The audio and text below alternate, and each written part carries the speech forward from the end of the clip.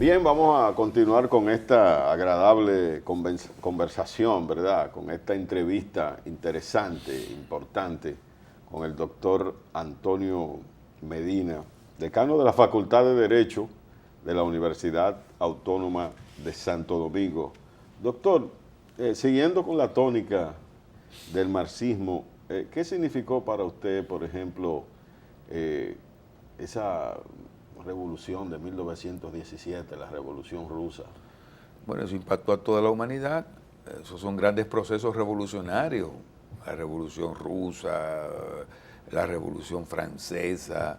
Eso marca la historia de la humanidad. Y el significado de esa revolución bolchevique, bueno, sí, todos lo conocemos, porque eso es historia del siglo pasado. Y todavía los resultados y los efectos de esa gran revolución se sienten en la humanidad, porque no es que haya desaparecido esas ideas progresistas, esas ideas socialistas, lo que es el fundamento del marxismo, porque la sociedad siempre está ansiosa de esas visiones que toman como centro el ser humano, el ser humano, lo mismo que el cristianismo, y ahí hay coincidencia entre el marxismo y el cristianismo.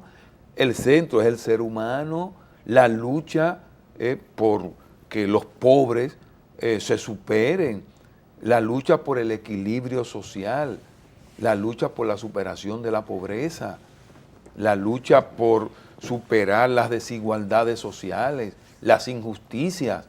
Esa es la esencia del marxismo y también del cristianismo.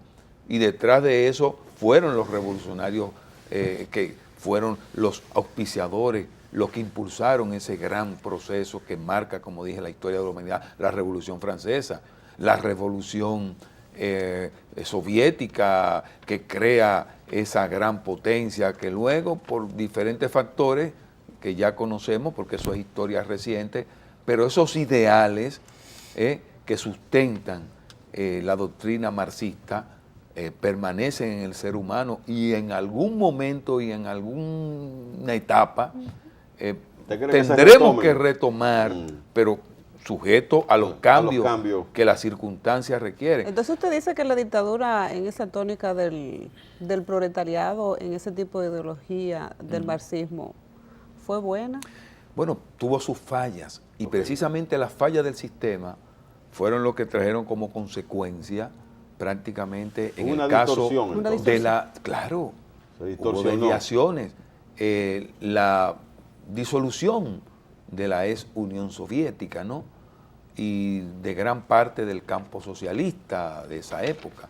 Pero fíjense, hay países que se han mantenido a través de procesos importantes de reforma.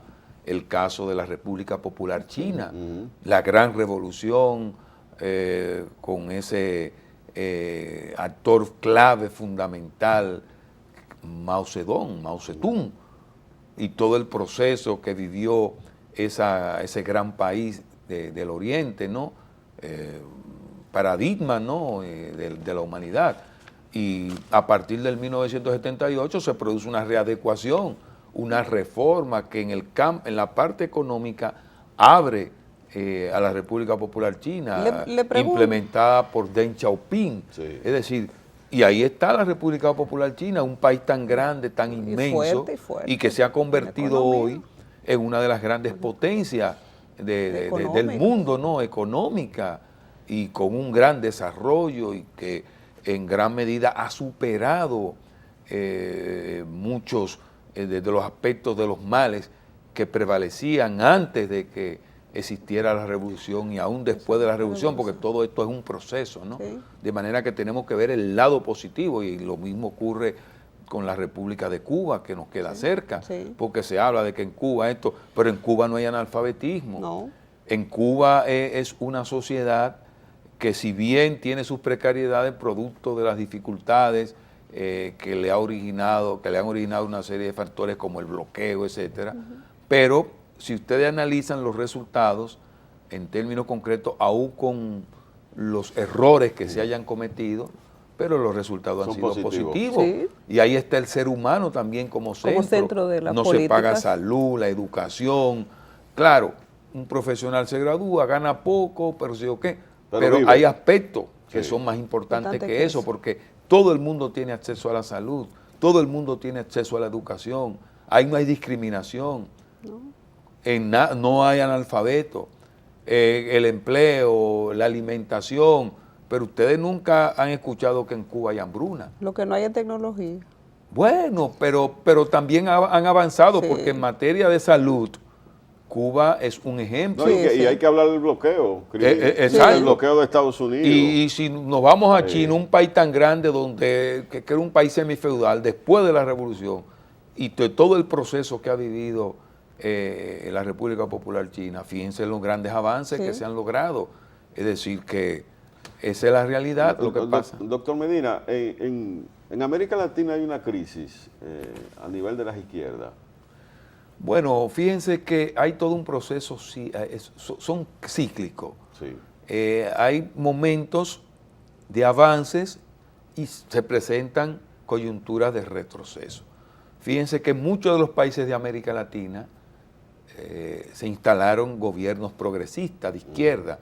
El caso de Venezuela, Argentina, Ecuador, Argentina, Bolivia y otros, y que realmente impactaron positivamente en cada una de esas sociedades, pero encontraron resistencia, pero también cometieron errores, porque hay que reconocer que se cometieron muchos errores, pero el impacto a nivel de los sectores más desposeídos, de los sectores vulnerables, están ahí. Podemos hablar de independientemente izquierda, de las precariedades, por ejemplo, en Venezuela, pero el chavismo, como algunos dicen, benefició ¿a quién beneficiaron esas políticas del chavismo? Social, a los sectores más vulnerables, más pobres. En el caso de Bolivia, que prácticamente se eliminó el analfabetismo, sí. Y ahí está un indio que sí. Sin esa gran formación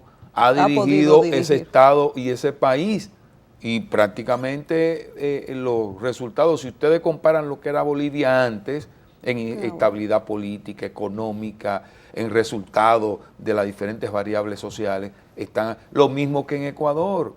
Es decir, que no podemos hablar de que esos regímenes populistas, porque se quieren ya los sectores contestatarios de los mismos, atacar a no que son populismo. Bueno, se cometieron errores ciertamente y se han estado cometiendo situaciones que en cierto modo han empañado esos grandes procesos revolucionarios, pero yo pienso que los resultados, la parte positiva pesan más que la negativa y las fortalezas son mayores que las debilidades. ¿Hay izquierda, Medina, aquí en la República Dominicana? ¿Podemos hablar? Hay grupos progresistas, lógicamente, hay grupos que se han mantenido, digamos, con un discurso de avanzada. De un discurso, claro, quizás por diferentes factores, unos han cambiado, porque el accionar político no es estático.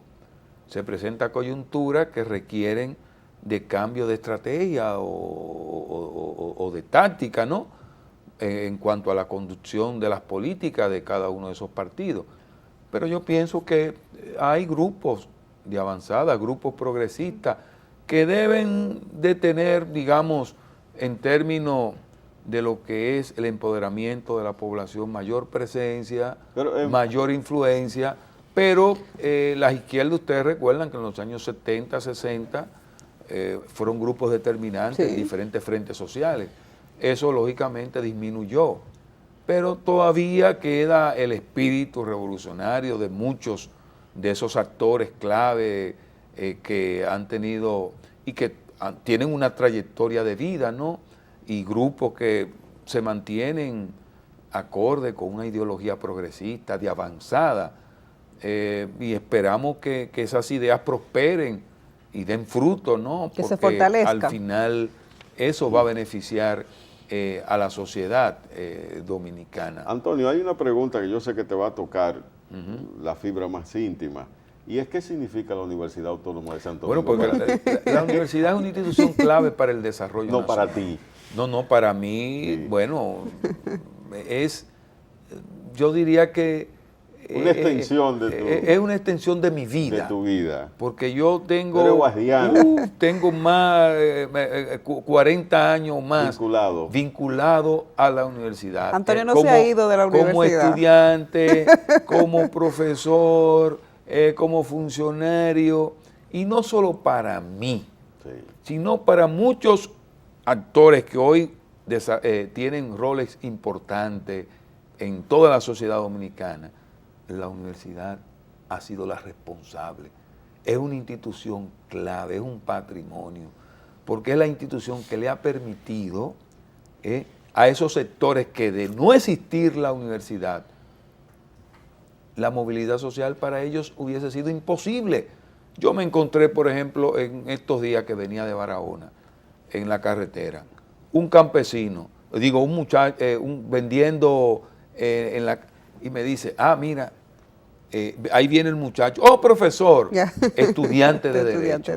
Pero de campesino pobre, ese muchacho ya es la esperanza de esa familia. Sí. Y así ocurre con muchísimos otros sectores de la sociedad, que la única posibilidad que tienen de mandar sus hijos a educarse, a hacerse de una profesión, es la Universidad Autónoma de Santo Domingo. De manera que la UAS, olvídense, las fortalezas son mayores, hay que superar muchas debilidades y por eso que hay que defenderla, hay que demandar que se le dé un mayor y justo presupuesto, siempre con reclamos pacíficos, civilizados, porque no estamos con la anarquía y con el desorden, pero la UAS hay que defenderla.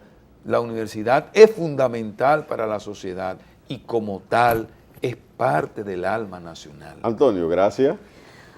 Para mí fue un placer, ¿verdad? Hay que volverlo a traer, se nos quedó la parte fundamental de su vida. Esta entrevista fue una entrevista magnífica, un encuentro magnífico. Sí. Y nada, esta plataforma está a tus órdenes. Bueno, personalidades gracias. Como tú, pues, nos honran con su visita. Gracias, hermano, y nada, espero volver a estar por aquí. Bien, señores, de esta forma concluye Foro 45, Información para el Cambio, esa cita semanal a través de Teleradio América. Soy Francis Javier.